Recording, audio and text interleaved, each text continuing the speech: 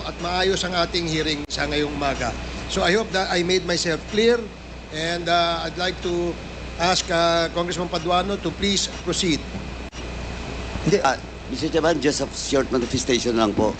Kasi po, before we start the interpellation, malinaw po na it was discussed to all resource persons and even to the members, the rules in this committee. And the former president is keep on violating that rules.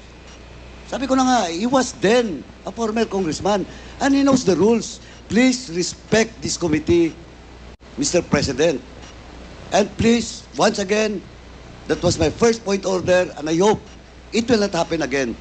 Please wait for the recognition of the chairman before you speak. Thank you, Mr. Chairman. Thank you, Congressman Paduano. Your manifestation is Mr. noted. Chairman. Now we will now proceed with Congressman Dan Yes. Fernandez. Mr. Chairman. Wait for the chair to recognize you first, please. I'm sorry, Mr. Chairman. Ulitin Sige po. Okay.